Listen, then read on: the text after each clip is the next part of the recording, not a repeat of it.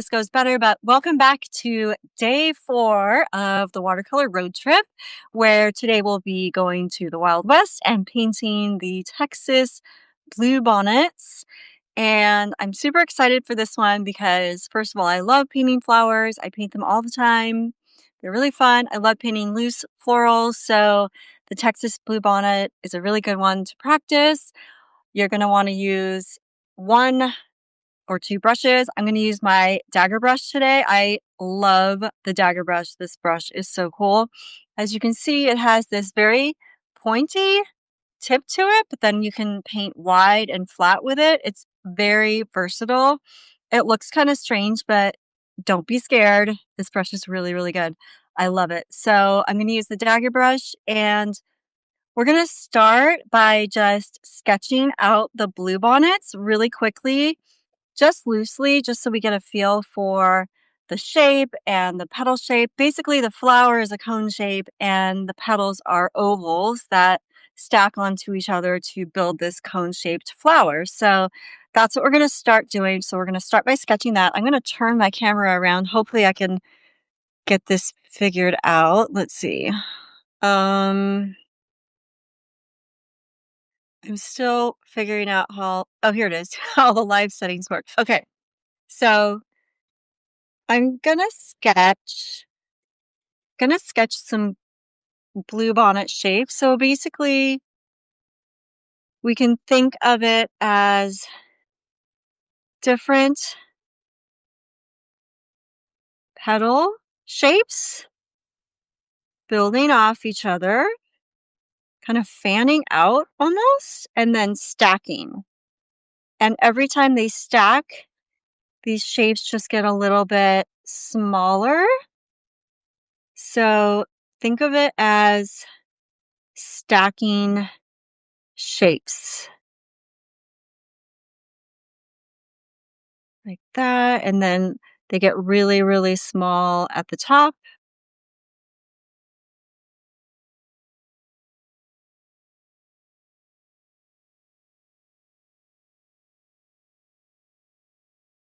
So you can see how the shape kind of builds. There. Okay, so that's my sketch shape. I'm going to use this as my inspiration, and I'm going to put this aside here, and I'm going to grab some paints. I think I'm going to mix up some purple. Actually, I'm going to move my camera up here so you can see more of my table. Hold on a sec. How's that? Is that better? Yeah. Okay, that should be good. Now you can see this is the paper I'm going to use to paint the bluebonnet, and then this is the paper I'm going to use to test my colors. And then I've got some different paint palettes here. I've got my core paints. I've got a few Daniel Smith paints. I like to mix and match my paints. So let's start by mixing up some purple. I already have some purple on this palette over here, and I've already sprayed my palette down. Ooh, look at that. It's so pretty. This is one of my newer palettes. This is a new core palette that I just got. Look how pretty that is. Wow. Okay. So we can see how that one looks. And then I want to make it a little bit more cool. Gonna grab some blue here, tone it down. So that's kind of nice. Purpley blue. So I'll use that as my base color.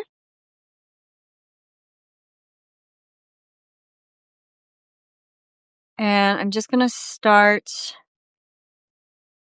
by how we sketched it. I'm gonna start like that. And you notice the bluebonnets have a little bit of white in their petals. So I'm going to leave some of the petal shapes open for the white.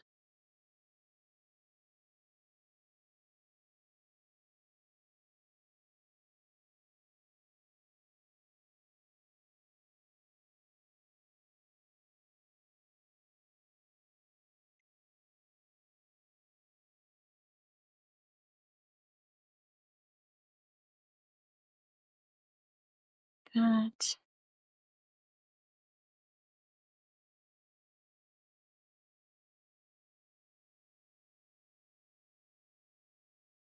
I like to drop in the color while it's still wet, give it a little variety.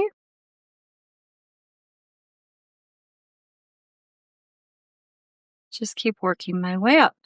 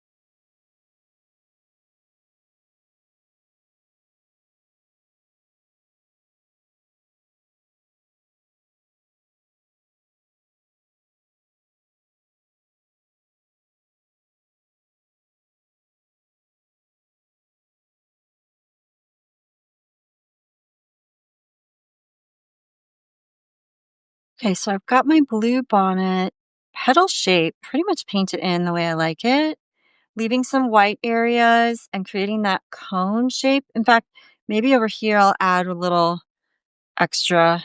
Feels like this side is unbalanced. I'm going to just even this out down here. Just kind of alternating slightly between the purple and the blue purple.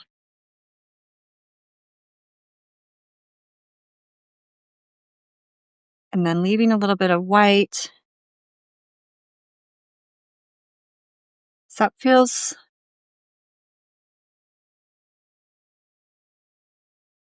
okay.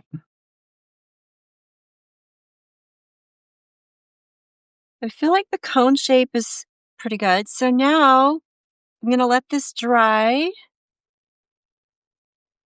and let's grab some green here. And I'm just gonna mix the green right into my purple. Pick up some of the color we're already using here and just kind of blend down.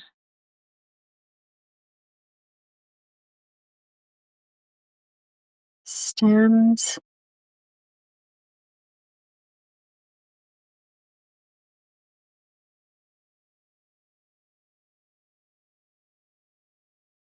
So I'm gonna add in some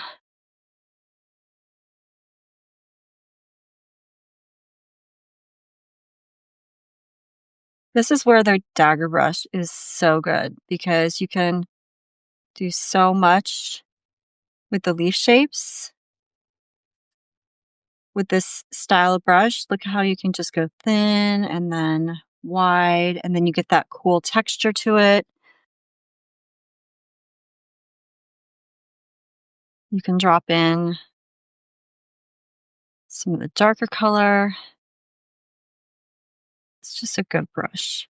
I just love it.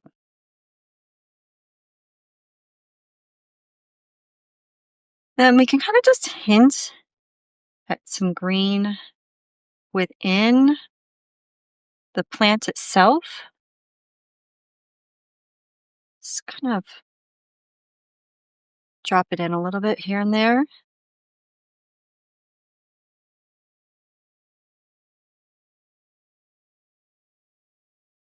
Just hinting at the green.